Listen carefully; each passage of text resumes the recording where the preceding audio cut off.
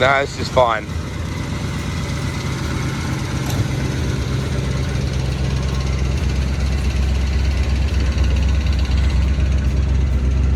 How good is it?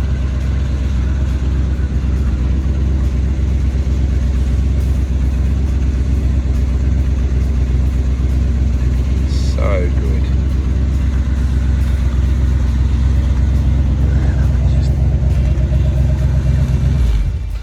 Just a big, heavy, beautiful, real race car, Steve. Over 5,000 pounds. Is that right? Drove it across the scales at our racetrack. It overscaled. It zeroed out because it was too much. Isn't it like the modern day NASCAR, like 3,500 pound or something like that? Oh no, I believe it was a lot heavier. Wow. Yeah, these cars are original cars. They had original bodies. They were. But modern day tanks. cars? What would modern day cars weigh? Like modern NASCAR? Today cars? Yeah. Well, we scrap out those cars. They're 3,500 pound cars. Yeah, that's what I thought. Compared to this, absolutely. Correct. These are a lot heavier. Mark Wyman had a Thunderbird. He drove across the scale too, and I think he found another place. He was like 6,000, and that was a 63 or 4 Thunderbird. So a lot heavier. I can't imagine what a Superbird would have weighed. I mean, would there be any more, or it'd all be just all relative, right? Oh, they'd be all there. They're after the horsepower. Back then, they're after factory horsepower. Made a big difference in what went on. Gosh, just beautiful. Wow, so this is obviously a very important piece of your history and Awesome the pride piece. in your dad. I got to learn a lot of things about the racing and the family and things we didn't know back in the 50s and 60s and when they started and how many family members on both sides actually raced. I got to learn about the garage and the history of the garage starting up. The name, the Kosiski, is a comment because ours is with an I. Ah. And yeah. we found out the true history. My grandma had changed names over. And I have all the birth certificates now of all my uncles, and my Uncle Dan and my dad both have the I, and they changed. My dad changed it back to the I, and then the rest of them were born with the E. They could do things back then a lot easier, I guess. That's such a great story. Can you show me inside this amazing garage of yours? Because there's some fantastic memorabilia. We have the old guards here, of course, on the floor, but here's a picture of Dad with that replica car here, sitting in the car at Daytona. This picture's in the streamline at Daytona where NASCAR first signed to become NASCAR. It's on the back mural behind the wall. And when you look at this picture, I've looked at it so many times, you start seeing the water truck up there. You see the people standing there. Yep. I asked my dad the question, where did you pit at? And he said, wherever you wanted to find a spot, wherever you can find room. Well, my uncle, because he was there the year before. Oh, so this is from the inside out. Is that correct? Right. So right now the national anthem's going on. Remember, when they say please clear the ball field, yep. Look at the goalpost. Oh, wow. Here's all the stuff. That was actually the football field back then. Jeez. That's what they took care of in Daytona. I was fortunate to go to the NASCAR archives and get to learn several things. Plus, I love the history in the first place. Yeah. You know, born and raised doing it, you love the history of all the things that went on. Absolutely. So, like I say, every time I look at the picture, I look at the jack assemblies, I look at the tires, the four ways. There is a guy with an air compressor right in here somewhere. You'll see another air compressor over there somewhere. Well, think about 1960. How rare was an air compressor, and what did you get out of an air compressor? Well, I like the very delicate tools you've got rolling up here. That was stuff they actually used, that grooving iron. Make sure you show all the racers today how spoiled they are. Yeah, absolutely. Having a grooving iron, because that's what they had for a grooving iron back in 58, 9, 60 in those era of cars. Wow. So it was quite interesting, the things I got to see and how many things you got to learn on what they were doing so different. And of course, this car has a 3-speed on the column. Yeah. I was 3 on the expecting tree. a 4-shifter. Yep. And it has an overdrive button. They said, this is exactly how they raced the car. I said, no way. They said, sure was exactly how you raced that car. 3-speed on the column. It looks like it should have a police light on top. Yeah. It's got that sort of that incredible old police car sort of look about it. Sure. Gee, the pride that you must have in Dad's career and legacy. Oh, it's a major part of our history, that's for sure. You know, we love Dad's still here today, fortunately. He's still at the racetrack, and you'll see him out there in that big white Packer that don't stand in front of him because those tires will run you over. But no, he's out there helping us, still being a part of our family and our lives and what we're doing. So, where do you start and finish with this stuff, Steve? Like, you've got literally. It's nice to see that you've collected it, and not only that, it's not just put up there. Everything seems to have its have its place? Well, here's a picture of my dad, myself. The most important part is Wayne Mason's in this picture. And Wayne Mason, we all four drove for Wayne Mason. I have a car going together right now that will be completed and done, and it'll be in the Quaker Steak and Lube in Council Bluffs when it gets done. Ed Morris is in that picture. He and his son Chris own the Quaker Steak and Lube. This car was built by Wayne in 1971, and Tim Cooney had saved the car from going to the crusher out in Corning, Iowa. I went out and picked it up 8-10 years ago, and finally is getting finished up now. We had a lot of things done by it. Todd, Wayne's boy, helped do quite a bit on it. Yeah, right. Wayne come in and helped a little bit on the car, but it will be. But that was when Wayne was inducted in the Hall of Fame. All of us drove. Bud Burdick is now passed. Okay. Bud Burdick was one of his drivers back in there, and all three of those guys drove the car. Wayne built the car, and now I can say I own the car. So, you know, it's got all of us in that history of that car, so it's awesome. Just so good. Wow, what an incredible... This is some of the Sunset Speedway. Yes, now that's where you ruled the roost, right? Well, my brothers and my dad and Joe, my brother Joe, both won, heck, 12, 13, 14 championships each. They were right close. There was one difference in what all they had. And my cousin actually pulled that board off from where he sat the last night of racing, and he had all the guys signing it and doing the stuff. He saved some pieces in there. I have some Belleville, Kansas. You don't get a win at Belleville too often. I have another one or two that I did get a win. I got inducted in the Hall of Fame in August 6th. And I was kind of proud because the first time I raced there in '82 I won, and the last feature I ever won was at Belleville, Kansas. Wow. And you know, when you get older, it's much harder to win. Not only that, it's such an iconic place. Correct. Particularly for midget racing, but... And this is my first night of racing. 18-year-old kid. That was my last night of racing. Wayne, who actually I bought my first race car from, this car here, Wayne had built after the Chevelle I'm building. He was with me throughout all those years helping out, and he loaded the car together, and we all quit together. Wow. Who's this guy even? There's a picture of my wife with some rookie. Yeah, whatever happened to that guy? I mean, was he any good? He kept trying to race. He kept trying to race. If you didn't run him over, he was trying to race pretty hard, so he was going good. The Intimidator. So cool. Wow. I mean, where do you start and finish with all this stuff? I noticed you've kept a lot of your helmets. I have some more things. I just called my cousin on today, not knowing. In fact, here, I'm going to back up. Here's a couple of the trophies that go to that Chevelle when the Chevelle gets done from 1972, because 70, I think 72 was the year, 74, excuse me, both of them. He had won track titles at Adams County and I think Shelby County. At both tracks, he won the track championship with that Chevelle.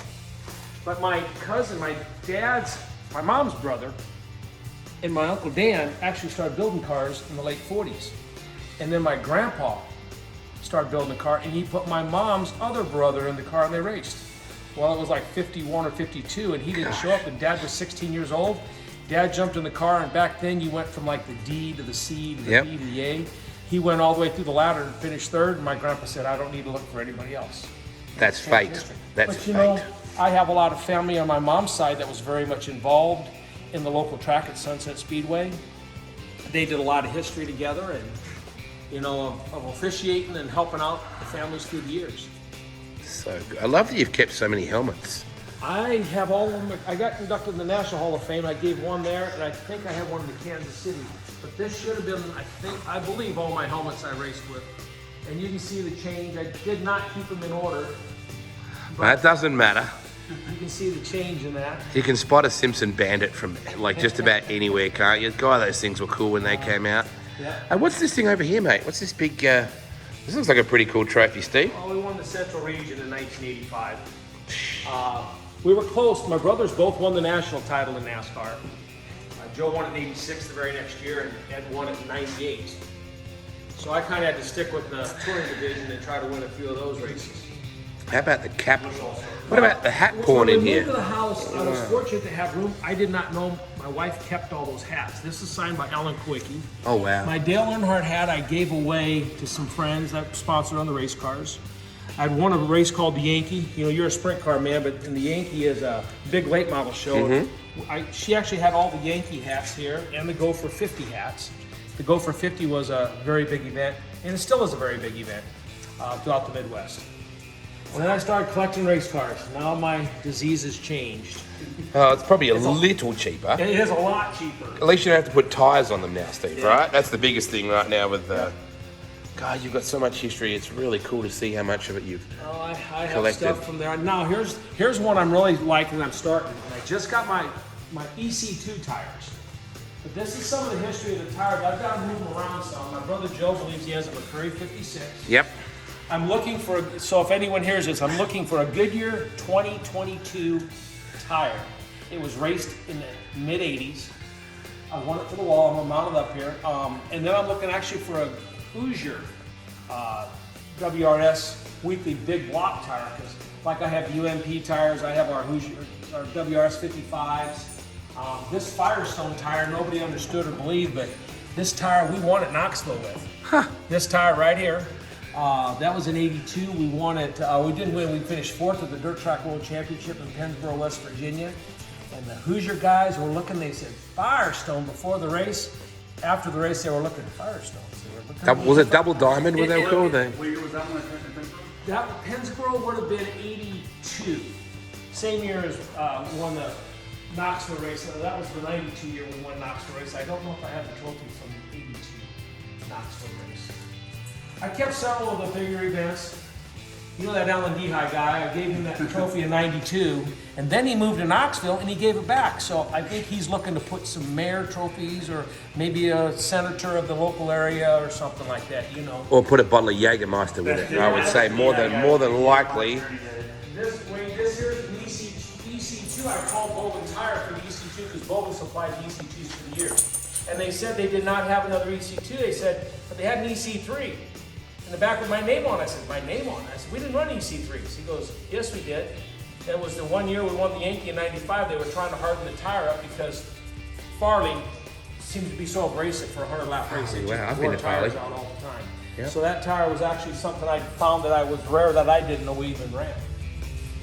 There's our pace car I-80. Yeah, I see that. Yeah, it's housed here this year. It'll be gone here after a while. Unfortunate. Yeah, and plus my dog's car will be gone too. So with such a proud NASCAR history, particularly with Dad, is the preference dirt or pavement? Me, I only know dirt. I raced pavement one time. Sure. And that was in Phoenix. Joe was actually had a rental car from James Hilton. James Hilton was a big NASCAR man back in the 60s, 70s. I mean, he finished second to Petty for one of the championships in NASCAR. Joe had the car rented from him in '82. In fact, Shelley and I were just on our honeymoon, and Joe got in a bad car accident up here because we were going to meet him in Texas. And they brought the dirt car down for me to race, and Joe's going to go down and race at College Station. Okay. Got in a bad car accident, so we canceled that, and I got to go to Phoenix and run the car in Phoenix for, you know, it's a Winston Cup, Winston West race. But when you talk history, like my dad's history, he really only got to race NASCAR at Daytona.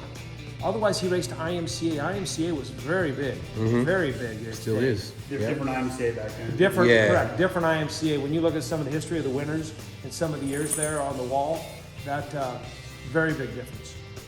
Well, you did have that Arthur race at IE, the second place asphalt car on dirt. Yeah. So it kind of had a mix. We had a good run there. Yeah, I ran that car on dirt. I ran at Indianapolis. I can say I finished second in Indy, but it was a dirt track. Doesn't matter. It was still an Indy. Josh said he had the most fun that Arthur car on the dirt tracks in Illinois when he ran Arthur race in '07. Yeah, it was awesome. We ran the coin, and we had very good runs. We just couldn't finish the win. Had seconds and thirds and fourths right in there. Set fast times, then got that broken, and just, you know, really close on stuff, just not all the way there. So has racing been good to you? Very good. A lot of work. A lot of work. It's not like what these kids look at today. You know, they said they were racing a lot. And the race guys who were racing for a living, we raced with them for a living, and we had a job. And we had to build our cars. Yeah. We were lucky we had good people around us to work very hard on the cars. Yeah. It's a sport that gives you back far more than you could ever give, isn't it? You have to look at that and measure it, yes. And some guys, you know, we were lucky to have success so we could continue on. Some guys continue on and didn't get the success, and I say, wow to them. They really have the passion and drive. Well, it depends how you measure that success, right? And how you measure that satisfaction. If you measure it by checkered flags, there's only going to be a very small percentage of people that got back what they put in. Correct. But if you just enjoyed the sheer thrill of belting in, when you reach out and you flip that switch, Maybe sometimes that's what it is for some people. Well, my percentage I thought was very good. I had a lot of wins in my early years, but my percentage was about 1/5 to 1/6 of every race I raced, I won. Okay. And you can look at a scale it. To me, that was a very high number. You know, so I was fortunate at the time, and I had some years I struggled. One year I didn't win a race. So you have your ups and downs in all of it. See, it's just like your football team, Chris. Yeah. Right? Couldn't avoid that for one day. No, we couldn't. You know, I got thinking about that. You know, Nebraska's struggling right now. They're kind of lost. Kind of like going to the 360 Nationals when those racers start chasing girls, they get kind of lost up there. Yes. You know, but, you know, Iowa's kind of on top right now, but Nebraska had won for maybe a century. Oh, more than that, 2 centuries. But you know, you're wandering around, you've been lost for 25 years, Steve. I know. I've done my homework. We could be. I've done my homework. You may never find your way back. Let's not even talk about that. They're struggling right now. Oh, I love these shots here. Look at this. I'm going to get the sun streaming through on these. Oh, yeah, look at that. So good.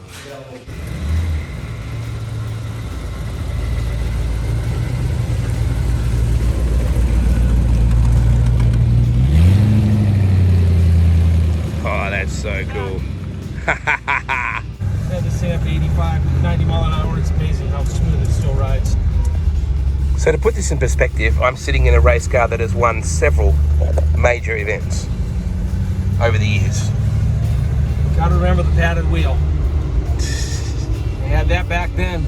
We were way ahead of our time. And it was obviously fireproof. Oh, yeah. You right? Yeah, a piece of foam with some black electrical tape. I bet Sounds you turned good. some heads in this thing. Oh, yeah. Wow. How about the options with the aircon? The air conditioner, don't plan on it. No, well, that's your window there, right? You know it. Turn the vent if we need a little more air. That's a nice stereo. That must have helped Dad. Oh, yeah, that one didn't exist back then. They did run the windshields all the time. The screen on the front of the car. We have some pictures of the screen. It's actually on the wall, the screen on the front of the car and how they had them. Oh, yes. We got the power shift. This is actually the shifter. Yep. What they did. And then we're going to go into overdrive. It's actually a button, flip the switch, and push it in. Now we're into overdrive. I would have sworn that was a handbrake. We just got another gear. Handbrakes on this side. Woo! Let's go to Talladega. Let's run this baby. It's going to Daytona again this year. It'll be there. Oh, wow. I'm going to drive it on the beach in Daytona is my plan. Oh, wow. Because that's the history. They do it the week before on Saturday.